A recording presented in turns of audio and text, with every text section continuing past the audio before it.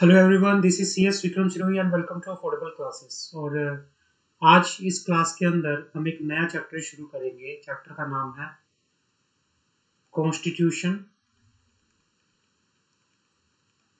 Constitution and labour law. Constitution and labour law जो कि setting up of business का हमारा चैप्टर नंबर 14 है। इसमें हम बात करेंगे कॉन्स्टिट्यूशनल रेमेडी क्या है ना, कि भाई सिटीजन ऑफ इंडिया जो है उसको क्या कॉन्स्टिट्यूशनल रेमेडी मिली है, क्या फंडामेंटल राइट मिले हैं। काफी कुछ हमने जीआईजीएल में डिस्कस किया हुआ है, तो जो जीआईजीएल में डिस्कस किया हुआ है वो हम यहाँ पे डिस्कस नहीं करेंगे। मैं एक बार आपको बता दूंगा, बाकी जो एक्स्ट्रा पॉइंट होंगे everything we will discuss in this chapter. Clear है? तो चैप्टर का नाम है constitutional and labour law. Chapter का क्या नाम है? Constitution and labour law. Clear है? अब हमारे सामने आता है कि हमें इसमें टॉपिक क्या क्या पढ़ने हैं, टॉपिक क्या क्या रहेंगे इस चैप्टर को करते टाइम। तो टॉपिक क्या क्या रहेंगे उसके बारे में बात करते हैं। क्लियर है? तो सबसे पहले कि भाई कॉन्स्टिट्यूशन का क्या रोल है इंडस्ट्रियल लॉ में और इंडस्ट्रियल रिलेशन में। सोशल जस्टिस क्या है, इंडस्ट्रियल लॉ क्या है, कॉन्स्टिट्यूशनल रेमेडी क्या होती है, constitutional framework of fundamental right क्या है, लेबर लॉ क्या है, social security provision, working condition, living wage. तो ये सारा क्या है, worker participation in the management. ये सब हम everything we will read in this chapter. Clear है? तो हम ये सब इसमें क्या करेंगे, पढ़ के यहाँ पर चलेंगे, आगे बात करते हैं। तो यहां से हम शुरू करते हैं हमारा जो रेगुलेटरी फ्रेमवर्क है, जो ये बात करते हैं कॉन्स्टिट्यूशन एंड लेबर लॉ। इसको रेगुलेट कौन करता है? इसको रेगुलेट करता है कॉन्स्टिट्यूशन, हमारा संविधान, हमारा कॉन्स्टिट्यूशन। क्लियर है? तो बात करते हैं कॉन्स्टिट्यूशन क्या है। कॉन्स्टिट्यूशन सुप्रीम लॉ है हमारा, लॉ ऑफ लैंड। कॉन्स्टिट्यूशन को क्या कहते हैं?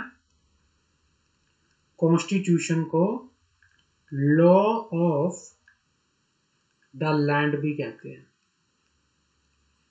Fundamental law of the land भी कहते हैं। It is under this fundamental law that all other law are made and executed. मतलब जितने भी लॉ इंडिया के अंदर बनते हैं, जितने भी लॉ इंडिया के अंदर बनते हैं,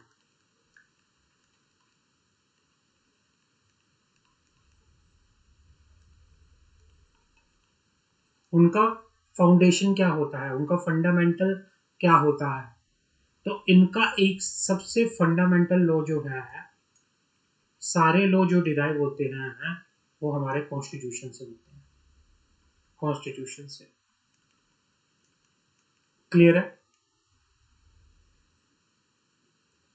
every organ of the state, B it the executive और द लेजिस्लेटिव और the judiciary driver it is authority. हमारे कॉन्स्टिट्यूशन के अंदर तीन तरह से जो है हमारा जो गवर्नमेंट है, जो हमारा गवर्नमेंट हो गया, जो हमारा स्टेट हो गया, गवर्नमेंट की बात कर रहे हैं, वो जो पावर्स हैं, जो अथॉरिटीज हैं, वो तीन तरह से डिवाइडेड है कॉन्स्टिट्यूशन में। कॉन्स्टिट्यूशन में जो हमारी गवर्नमेंट की मशीनरी है, जो हमारा जो पूरा अथॉरिटी का लेवल है, वो तीन तरह से डिराइव है। एक होती है एग्जीक्यूटिव अथॉरिटी, हमने जीआईजीएल में पढ़ा है। एक होती है एग्जीक्यूटिव अथॉरिटी, एक होती है लेजिस्लेटिव अथॉरिटी, एक होती है जुडिशरी, जुडिशरी अथॉरिटी। समझ आ गई?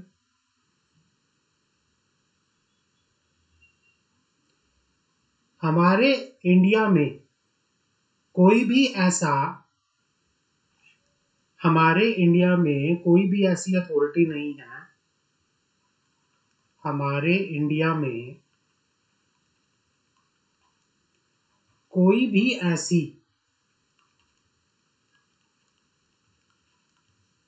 अथॉरिटी नहीं है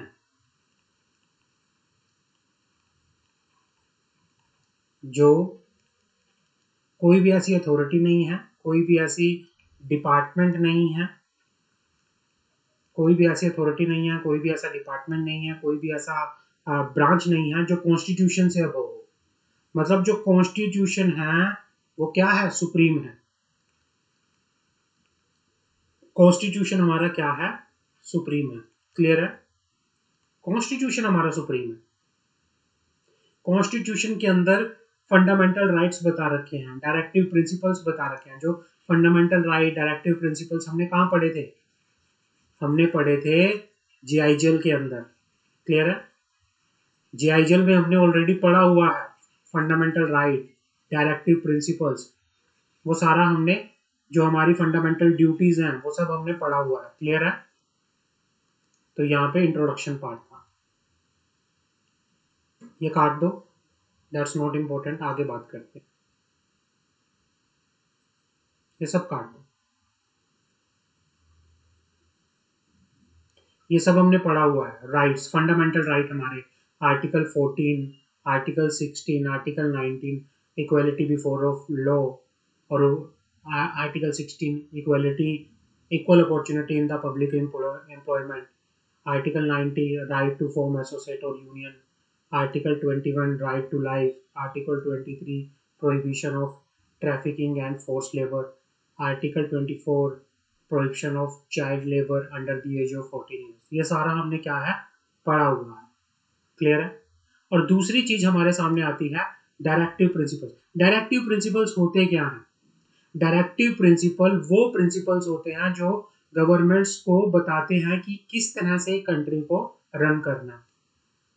ये किसके लिए होते हैं? ये गवर्नमेंट के लिए होते हैं। बेसिकली गवर्नमेंट्स को वो चीजें, वो पॉलिसीज बताते हैं, वो प्रिंसिपल्स बताते हैं जो हमें बताते हैं कि किस तरह से एक गवर्नमेंट जो है एक कंट्री को चला सकती है। तो इसके अंदर कुछ पॉलिसीज बता रखी है, स्टेट पॉलिसी, डायरेक्टिव प्रिंसिपल्स, जैसे आर्टिकल 38 हमने जीआईजीएल में ये सारा पढ़ा हुआ है। आर्टिकल 38 हमने पढ़ा था, state shall strive to promote the welfare of the people, कि भाई गवर्नमेंट जो है कोशिश करेगी लोगों के वेलफेयर को प्रमोट करने के लिए।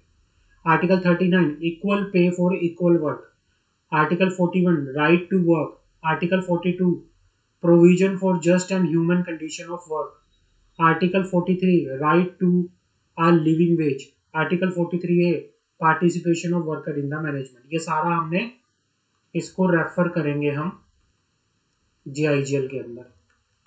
क्लियर है? आगे बढ़ते हैं, यहां से स्टार्ट करते हैं, ये इंपॉर्टेंट है, यहां से स्टार्ट करते हैं। Social justice and industrial law. Social justice, social justice and industrial law क्या है? ये काट दो सारा, यहां से पढ़ते हैं। Industrial law are social economic justice oriented. जो हमारे इंडस्ट्रियल लॉ है, ये सारा काट देना ऊपर वाला, यहां से पढ़ेंगे। जो हमारा इंडस्ट्रियल लॉ है वो क्या है? वो सोशियो इकोनॉमिक जस्टिस ओरिएंटेड है। वो क्या है? Socio economic justice oriented. मतलब पढ़ते हैं, पढ़ते हैं क्या लिखा हुआ है। The concept of the concept of social justice is to initiate and demonstrate in the industrial law of our country. मतलब ये कहना चाह रहा है जो ये सोशल जस्टिस का कंसेप्ट है इसको डेमोन्स्ट्रेट किया गया है। जो ये सोशल जस्टिस का कंसेप्ट है, social justice is concept demonstrate, उसको बताया गया है in the industrial law, industrial law of our country. कि भाई जितने भी इंडस्ट्रियल लॉ है उसमें ये बताया गया है कि भाई लोगों को सोशल जस्टिस मिले। Has proclaim in the preamble of the constitution and the directive principle of the state policy, industrial jurisprudence of the country is founded on the basis of idea of जितने भी, मतलब ये कहना चाह रहा है जितने भी इंडस्ट्रियल लॉ, जितने भी इंडस्ट्रियल लॉ हमारे बने हुए हैं कंट्री के अंदर, हमारे कंट्री के अंदर बने हुए हैं, हमारे कंट्री के अंदर बने हुए हैं, जितने भी प्रिंसिपल्स, मतलब जितने भी वो इंडस्ट्रियल लॉ हमारे कंट्री के अंदर बने हुए हैं, है ना, वो किस आइडिया के ऊपर बेस्ड है, वो किस आइडिया पर बनाए गए हैं, वो बनाए गए हैं आइडिया ऑफ किसके ऊपर, social and economic equality, socio economic equality के ऊपर बनाए गए हैं। समझ आ गया? तभी बोला गया है कि जितने भी इंडस्ट्रियल लॉ है वो सोशल इकोनॉमिक जस्टिस ओरिएंटेड है, कि भाई लोगों को सोशल और इकोनॉमिकल क्या मिले, न्याय मिले। और it is aim is to assist the removal of social economic disability. ये कहना चाह रहा है कि भाई इसका जो एम है, इट इज एम, जो इसका उद्देश्य है, is to assist the removal of socio economic disparities. मतलब ये कहना चाहना कि जो भी सोशल और इकोनॉमिक इनइक्वालिटी और डिस्पैरिटीज हैं उनको रिमूव करना इसका क्या है, उद्देश्य है। The law, particularly the industrial law of the country, revolve on this basic philosophy of the constitution. और जो हमारे इंडस्ट्रियल लॉ हैं, इंडस्ट्रियल लॉ का जो एम है वो क्या करना, लोगों को सोशल एंड इकोनॉमिकल इक्वालिटी देना। कि भाई जो सोशल और इकोनॉमिकल इक्वालिटी है उसको क्या करना, प्रमोट करना। और इसी के चारों तरफ हमारा industrial law of the country क्या होता है, रिवॉल्व होता है। समझ आ गए? दूसरा, आगे बढ़ते हैं, आगे बात करते हैं।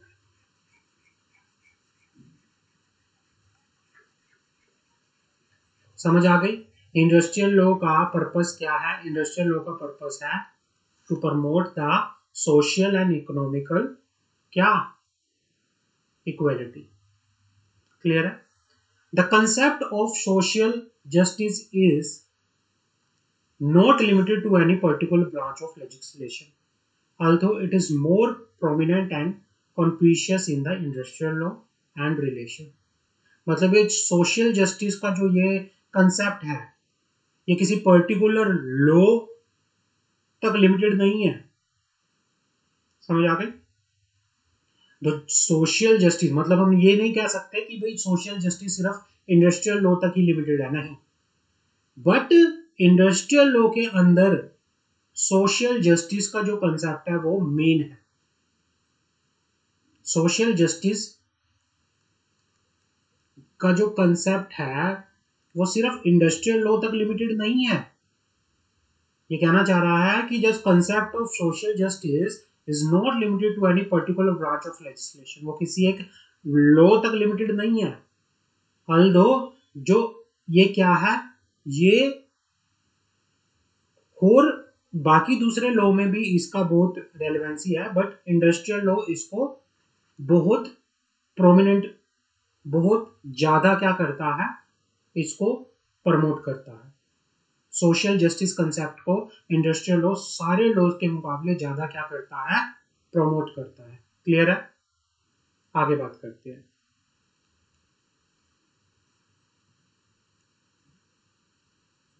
आगे बात करते हैं क्या कहता है उसके बारे में।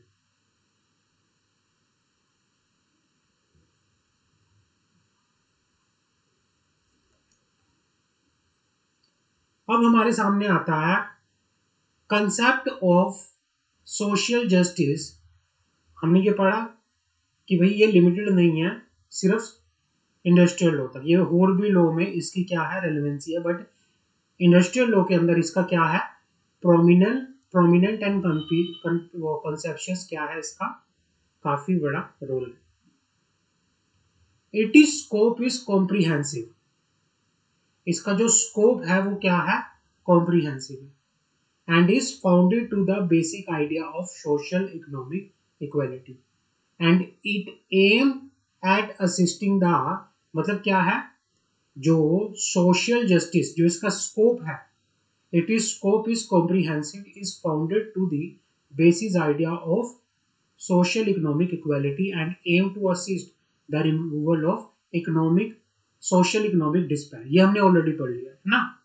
तो बेसिकली क्या है, हमारे इंडस्ट्रियल लॉ, जो हमारी इंडस्ट्रियल जूरिस्प्रूडेंस बनी हुई है, वो किसके कंसेप्ट के बेस पे बनी हुई है, सोशल इकोनॉमिक जस्टिस के बेसिस पे। क्लियर है? आगे बात करते हैं।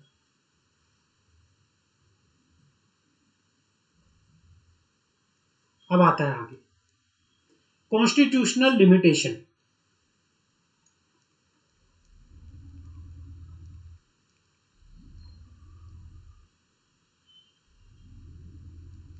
कॉन्स्टिट्यूशनल लिमिटेशन बात करते हैं। The goal and the value proclaimed under Part 4 of the Constitution are to be effectuated consistent with the fundamental right enriched in Part 3 of the Constitution। ये कहना चाह रहा है कि जो गोल है, जो वैल्यू है, जिनको प्रोक्लेम किया गया है part 4 of the constitution, are to be consistent with the fundamental right.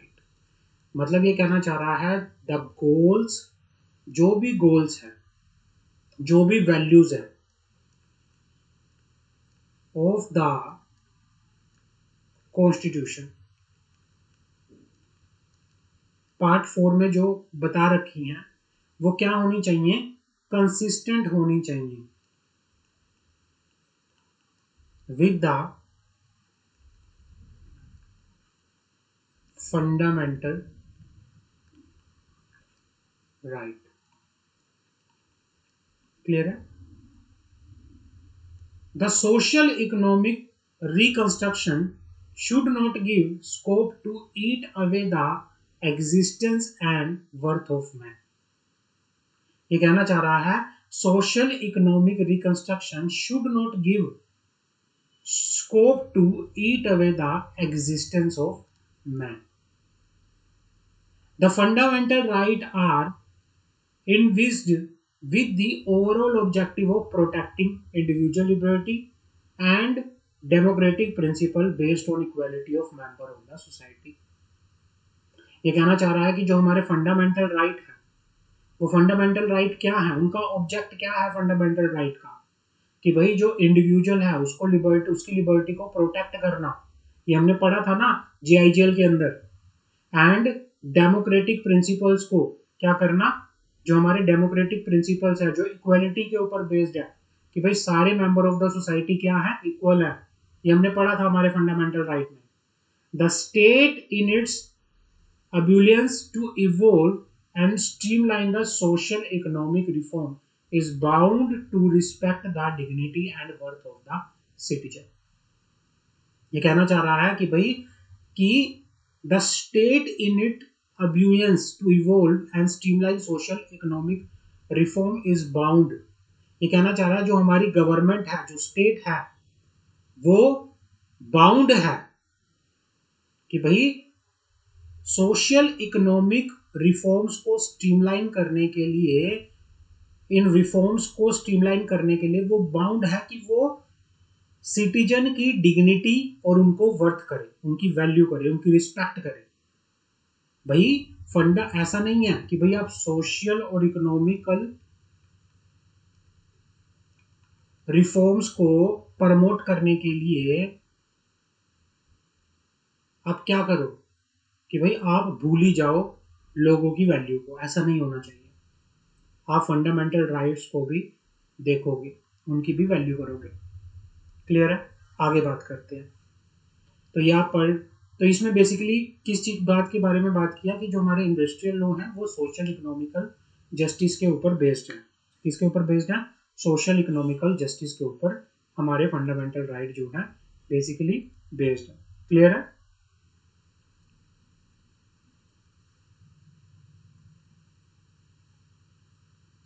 अब हमारे सामने आता है कॉन्स्टिट्यूशनल रेमेडी।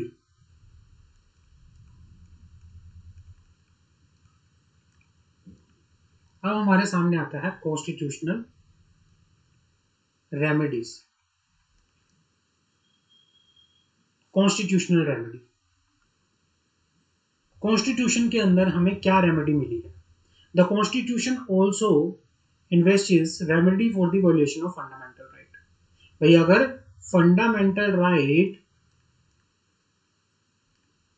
फंडामेंटल राइट्स हमारे क्या होते हैं, ब्रीच होते हैं, वायलेट होते हैं, तो क्या होगा? कॉन्स्टिट्यूशन हमें क्या देगा? रेमेडी देगा। Article 32 and 226 of the Constitution confer writ jurisdiction on Supreme Court and High Court। क्या दी है कि भाई आर्टिकल 32 के अंदर एंड 226 के अंदर सुप्रीम कोर्ट को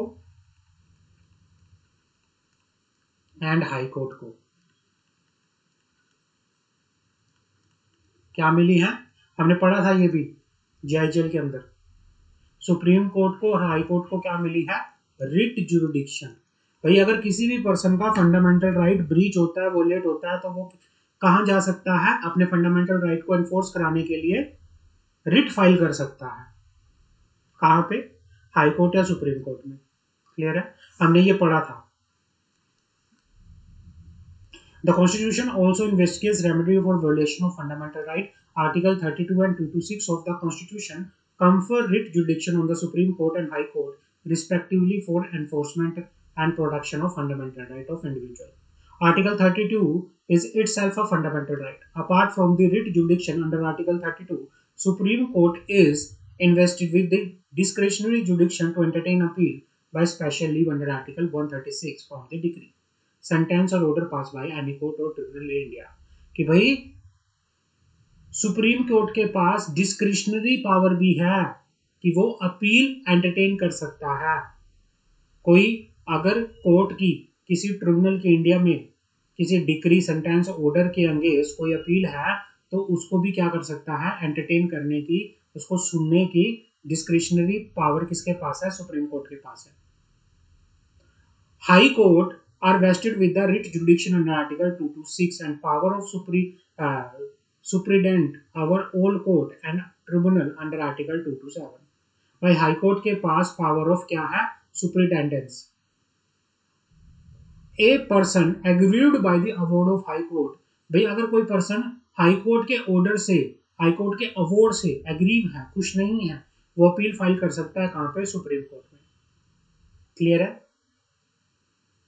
under article 132 if any constitution question is involve and article 133 in civil appeal.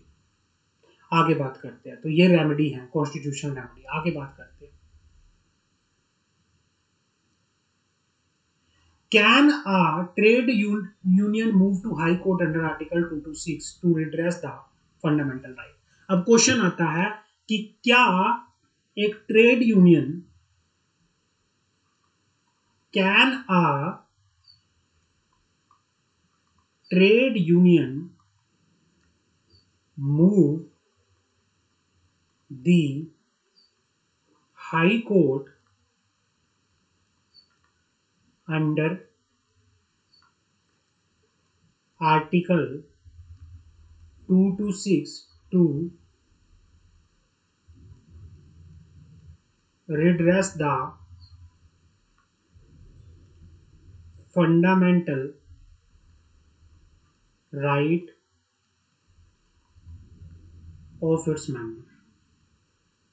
भाई क्या ट्रेड यूनियन हाई कोर्ट में जा सकती है अपने मेंबर्स के फंडामेंटल राइट्स को रिड्रेस कराने के लिए? The issue was discuss in the Rajasthan high court in Jaipur division irrigation employee union versus state of Rajasthan and other. Here a large number of employees of the irrigation department were declared surplus. The union challenged it in this writ petition. The single bench held that the petition is not maintainable, holding that the fundamental right of the individual are not to the right of union. मतलब ये कहना चाह रहा है कि भाई क्या हुआ, राजस्थान में इरिगेशन डिपार्टमेंट में कुछ एम्प्लॉइज को निकाला जा रहा था। किस लिए? कि भाई वो एक्स्ट्रा थे। इसको चैलेंज करने के लिए जो उनकी यूनियन थी वो राजस्थान जयपुर कोर्ट के अंदर चली गई, है ना, राजस्थान हाई कोर्ट में। तो वहां पे गई, उन्होंने अपील फाइल की, रिट फाइल की, लेकिन उनकी रिट को क्या कर दिया गया? चैलेंज कैंसिल कर दिया गया। उन्होंने बोला कि भाई जो आपकी ये रिट है ये मेंटेनेबल नहीं है, जो आपकी पिटीशन है ये मेंटेनेबल नहीं है। क्यों मेंटेनेबल नहीं है? क्योंकि जो फंडामेंटल राइट हमारे कॉन्स्टिट्यूशन में मिलते हैं वो इंडिविजुअल्स को मिलते हैं, ना कि यूनियन को। अब क्या हुआ, इन्होंने अपील की। इन्होंने अपील की किसको? डिवीजन बेंच को। On appeal the division bench reverse it and send back to the single bench for disposal of the writ petition in accordance with the merit of the case. The traditional concept of local standing underwent sweeping changes in the modern age of public action and public interest litigation. In the famous case of S.P. Gupta and others versus President of India and others, the question of local standing was discussed, and it was held that where a legal wrong or legal injury is caused to a person or to a detriment class of person by reason of violation of any constitution and legal right, or any burden is imposed in contravention of any constitution or legal imposition provision, or without authority of law, or any such legal wrong or such legal injury or legal burden is threatened, and such person or detriment class of person is by reason of poverty, helplessness, disability, and socially economic disadvantaged position unable to approach the court for relief, any member of the public can maintain an application for an appropriate direction under order or written the high court under section 226। मतलब ये कहना चाह रहा है कि भाई local standing क्या होता है, या लोकल स्टैंडिंग का मतलब क्या होता है कि भाई किसी पर्सन को क्या हुआ है, इंजरी हुई है किसी लीगल रॉन्ग की वजह से, कोई लीगल रॉन्ग हुआ है, लीगल इंजरी हुई है किसी पर्सन के साथ, लीगली कुछ गलत हुआ है, लीगली उसके कोई इंजरी हुई है, क्लास ऑफ पर्सन को कुछ इंजरी हुई है ना, और ड्यू टू पुवर्टी, और ये कहना चाह रहा है कि गरीबी की वजह से, हेल्पलेसनेस की वजह से, और वो सोशल एंड इकोनॉमिकल डिसेबल है, और वो क्या नहीं कर सकता? पिटीशन फाइल नहीं कर सकता हाई कोर्ट में। तो पब्लिक का कोई भी मेंबर क्या कर सकता है, उसके बिहाफ पे उसको जुडिशियल, उसको मतलब ये कहने के लिए उसको फंडामेंटल राइट्स को रिड्रेस करवाने के लिए क्या कर सकता है, हाई कोर्ट में अप्रोच कर सकता है। क्लियर है? हाई कोर्ट में अप्रोच कर सकता है उसको एक तरह से क्या करने के लिए, उसको जस्टिस दिलवाने के लिए। क्लियर है? तो भाई यहां पर वही बात आ गई कि क्या कोई ट्रेड यूनियन जा सकती है? यस, ट्रेड यूनियन क्या कर सकती है, कोर्ट के अंदर केस फाइल कर सकती है। किस चीज के लिए? To redress the fundamental rights. Clear है?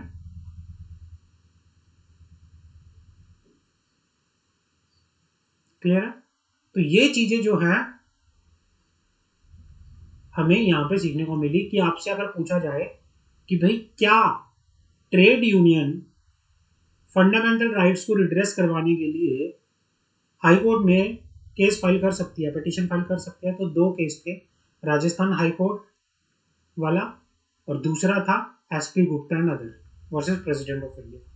तो दोनों केसों में क्या है, जो ट्रेड यूनियन है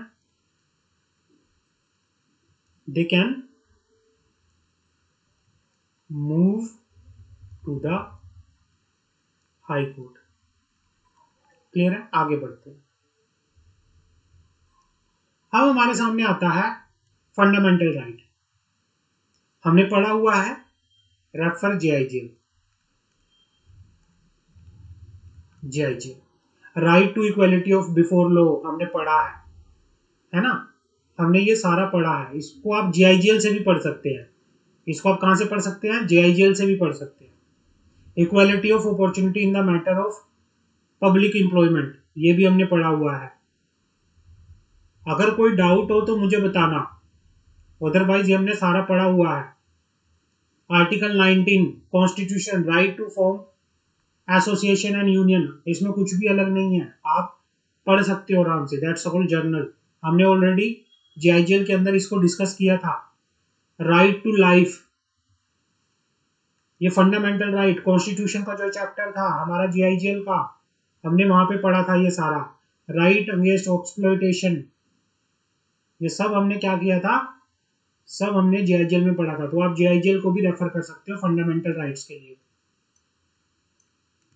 फंडामेंटल राइट्स के लिए आप जेआईजीएल को भी रेफर कर सकते हो, तो कोई दिक्कत वाली बात नहीं है। Already we have discuss in the JIGL. Clear है? अब हमारे सामने आता है labour law and reference to directive principle of state policy. Labour law and directive principles to state policy. ये काट दो, ये कुछ नहीं है, इसको काट दो, that's not much important.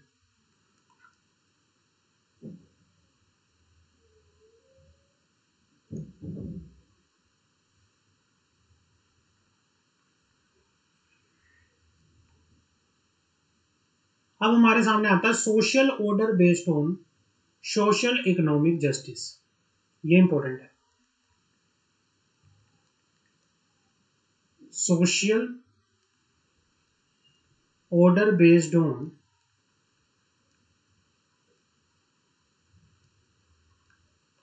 Socio economic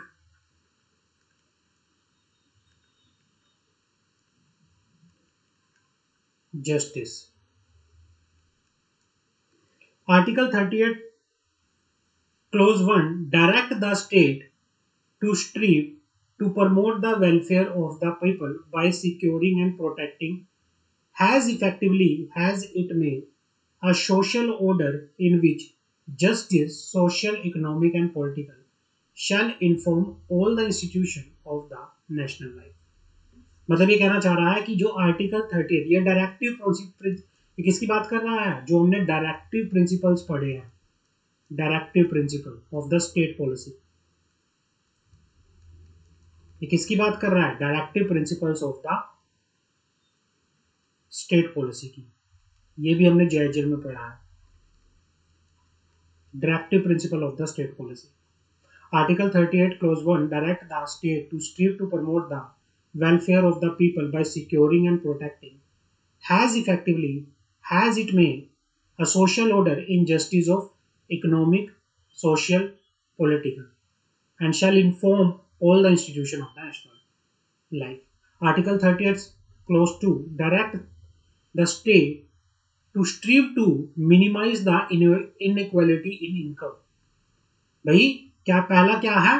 to promote the welfare of people, to minimize the inequality of income and endeavor to eliminate the inequality in status, facilities, opportunities, not only amongst individual but also group of people. Article 38 need to be read along with Article 14. This directive reaffirm what has been declared in the preamble of citizen. The function of republic is to be secure, inter alia social, economic, and political justice on the concept of equality invested by the Article 38. The Supreme Court was observed in case of Srinivasa Theatre versus Government of Tamil Nadu. Equality before law is a dynamic concept having many facets.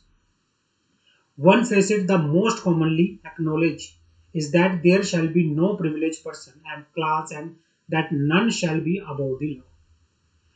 Facet मतलब ये कहना चाह रहा है कि equality जो होनी चाहिए, सबके गरीब अमीर सब क्या है, बराबर है, लॉ की नजरों में सब बराबर है. भाई किसी को प्रिविलेज नहीं देना चाहिए कि भाई आप किसी को तो प्रिविलेज दे रहे हो और किसी के साथ आप नाइंसाफी कर रहे हो, ऐसा नहीं होना चाहिए. क्लियर है?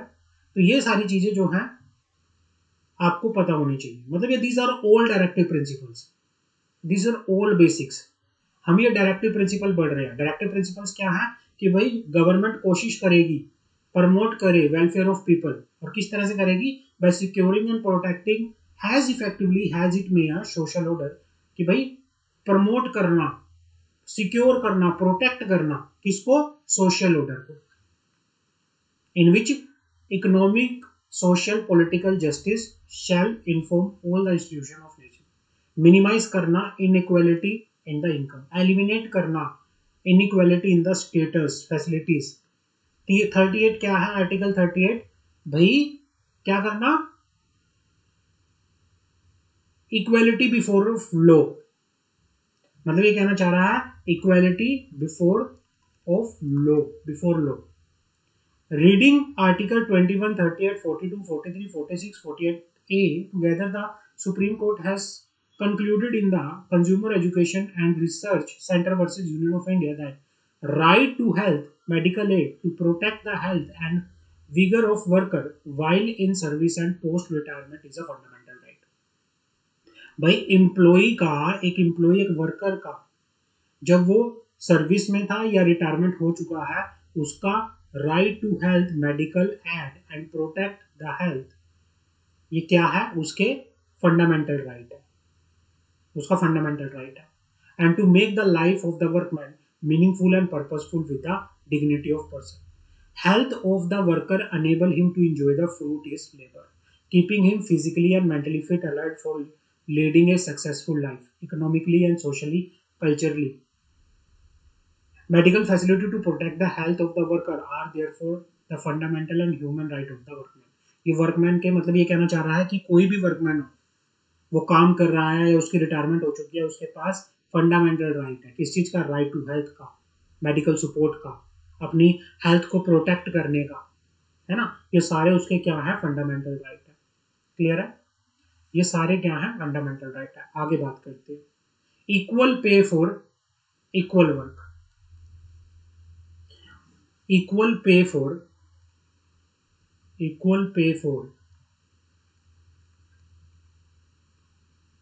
Equal work. Article 39 required that the state in particular to direct its policy towards securing that all citizens, irrespective of sex, equality, have the equal right to adequate means of livelihood. पर जितने भी citizen हैं, किसी भी धर्म, जाति, किसी भी कास्ट, चाहे वो किसी भी सेक्स के हों, उनके पास इक्वल राइट है जीने का. That the ownership and control of the all material resources of the community are so distributed as best to the subvert the common good. भाई जो कंट्री के हमारे रिसोर्सेज हैं वो इस तरह से डिस्ट्रीब्यूट होने चाहिए कि भाई उनका क्या हो, बेस्ट टू बेस्ट यूज हो, that the operation of economic system does not result in concentration of wealth and means of production of the common detrimental. मतलब जो हमारे इकोसिस्टम है उसका कंसेंट्रेशन सिर्फ वेल्थ पे नहीं होना चाहिए, है ना भाई। वो ऐसी गुड्स को प्रोड्यूस ना करे जो हमारे पब्लिक इंटरेस्ट के खिलाफ हो, ऐसा नहीं होना चाहिए। प्रोडक्शन ऐसा नहीं होना चाहिए। There that there is equal work for both and man and women. Man और वुमेन के लिए इक्वली क्या होना चाहिए, वर्क होना चाहिए। That the health and strength of worker man and women, tender age of children are not abused, that citizens are not forced by economic necessity to enter a vocation unsuited to their age and strength। मतलब ऐसा भी नहीं होना चाहिए कि आप किसी मतलब उनकी एज को अब्यूज नहीं करना चाहिए। भाई लोगों को उनकी स्ट्रेंथ के अकॉर्डिंगली ही काम मिलना चाहिए। आप मतलब कोई पर्सन काम नहीं कर पा रहा, उसकी एज उसको अलाउ नहीं कर रही वो काम करने के लिए, तो उसके अकॉर्डिंगली किसी को फोर्स नहीं किया जाएगा। That the children are given opportunity and facility to develop in a healthy manner and in a condition of freedom and dignity, and that livelihood and young are protected against exploitation। मतलब young और children को protect किया जाएगा against शोषण के खिलाफ, है ना, अगेंस्ट एक्सप्लोइटेशन। तो ये क्या है, equal pay for equal work. आगे बात करते हैं।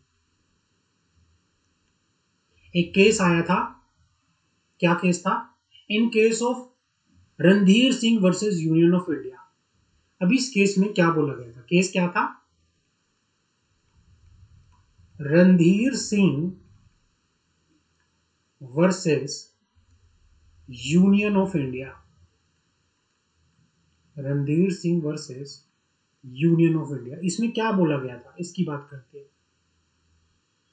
The Supreme Court has held that the principle of equal pay for equal work to not a fundamental right. ये कहना चाह रहा है कि सुप्रीम कोर्ट ने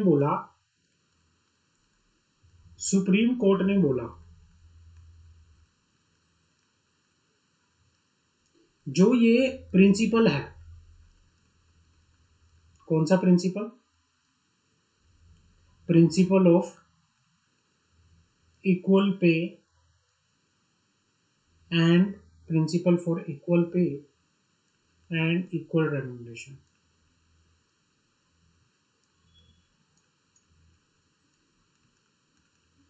इक्वल पे और इक्वल रेम्यूनरेशन ये क्या नहीं है, this is not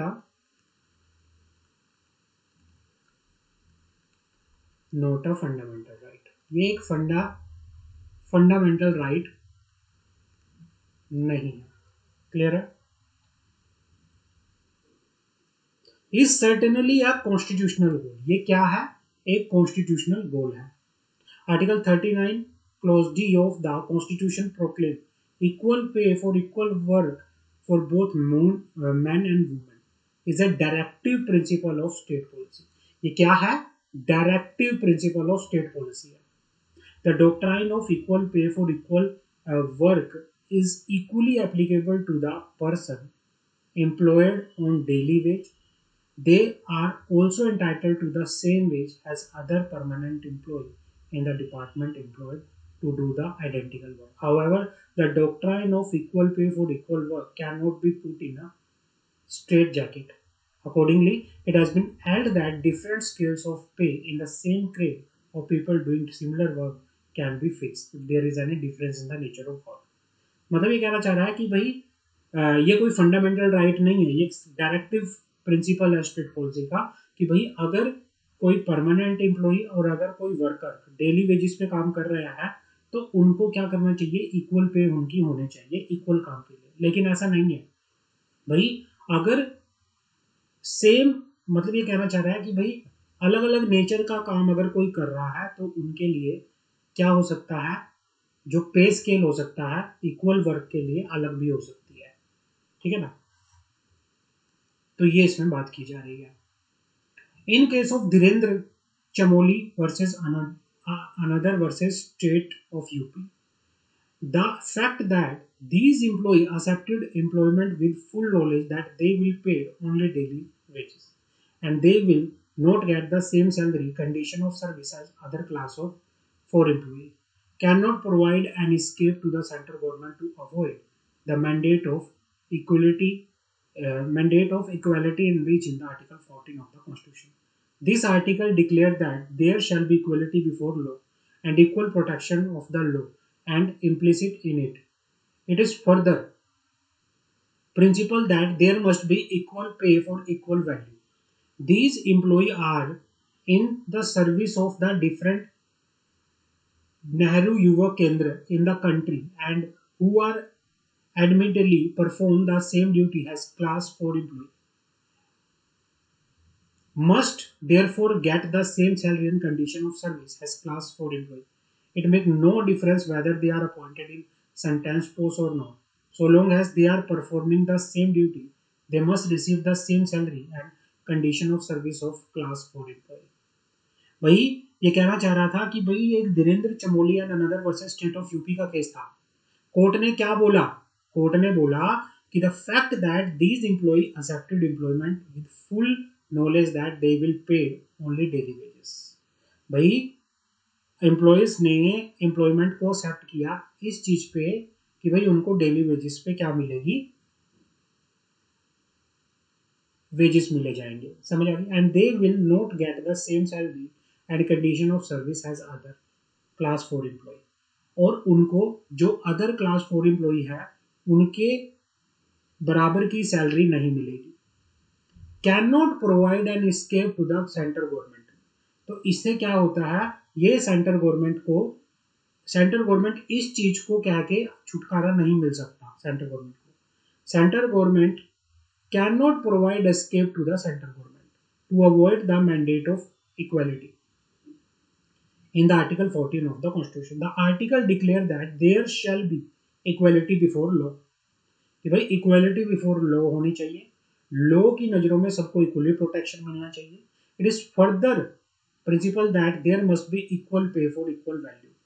These employees who are in the service of different Nehru Yuva Kendra in the country and who are admittedly performing the same duty as class 4 employee must therefore get the same salary and condition of service of class 4 employee. It makes no longer difference whether they are appointed in sanction post or not. मतलब कोई फर्क नहीं पड़ता, सबको equal salary मिलनी चाहिए. Clear है?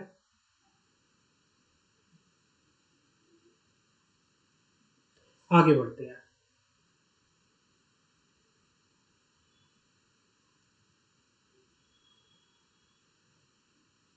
ये आप काट दो.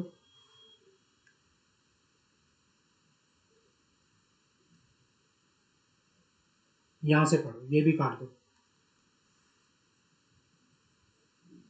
अब आता है social security provision. Social security provision. Article 41 required the state within the limit of economic capacity and development to make effective provision for securing the right to work, right to education, right to public assistance in case of unemployment, old age, sickness and disablement. ये किसकी बात करता है? Right of social security. Article 41 ये क्या है? This is fundamental right. एक तरह से बात करता है कि भाई अगर एम्प्लॉय कोई क्या है, अनएम्प्लॉय है, ओल्ड एज है, उनको सिक्योरिटी देना, उनको एम्प्लॉयमेंट देना, वो article 41 require the state within the limit of it is economic capacity and development to make effective provision. कि भाई गवर्नमेंट प्रोविजन बनाएगी. क्या करेगी? गवर्नमेंट क्या करेगी? प्रोविजन बनाएगी. किस रिगार्डिंग प्रोविजन बनाएगी? To make effective provision for securing the right to work, right to education, right to public assistance in case of employment, in case of old age, sickness, disabled, and in a case of underserved want. Social securities guarantee in the constitution. जो social security है उसको guarantee किया गया है constitution के अंदर. हमने JIGL में पढ़ा है under article 39, 41 and 43. Employ State Insurance Act 1948 is a pioneering piece of legislation in the field of social insurance.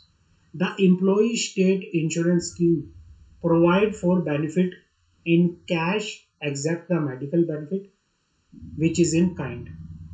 The Employees Provident Fund Miscellaneous Act, Maternity Benefit Act, ये सारे क्या है? ये सोशल सिक्योरिटी मेजर है to help fulfill the objective of directive principle of constitution. Provident fund scheme aim at providing substantially security, timely monetary assistance to industrial employee and their family. The maternity benefit scheme is primarily designed to provide maternity leave with full wages and security of the employment. The object of the Payment of Gratuity Act 1972 is to provide a scheme for the payment of gratuity to employee in factory, mine, oil field, plantation, forts, railway shop and establishment. Besides social security benefit, effort has been made to provide ample opportunity for employment. ये सारे क्या हैं? ये सारे जो हमने बात की है ये सोशल सिक्योरिटी मेजर है. जो भी ये एक्ट हैं, जो एम्प्लॉय स्टेट इंश्योरेंस एक्ट है, जो एम्प्लॉय स्टेट, ये सारे एक्ट जो बने हुए हैं ये किसके रिगार्डिंग बने हुए हैं? ये सारे बने हुए हैं हमारे सोशल सिक्योरिटीज के रिगार्डिंग. क्लियर है? आगे बात करते हैं. Working condition.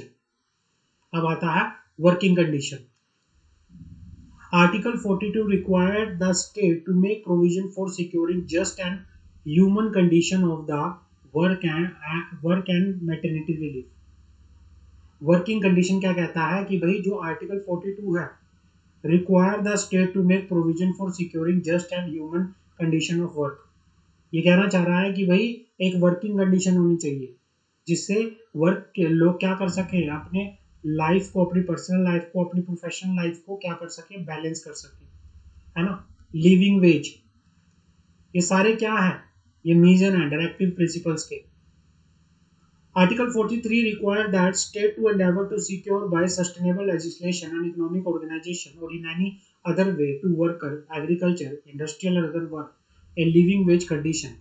मतलब ये कहना चाह रहा है कि भाई गवर्नमेंट क्या करेगी, कोई लॉ बना के या किसी भी तरीके से वो क्या करेगी, सिक्योर करेगी लिविंग वेज कंडीशन, सिक्योर करेगी.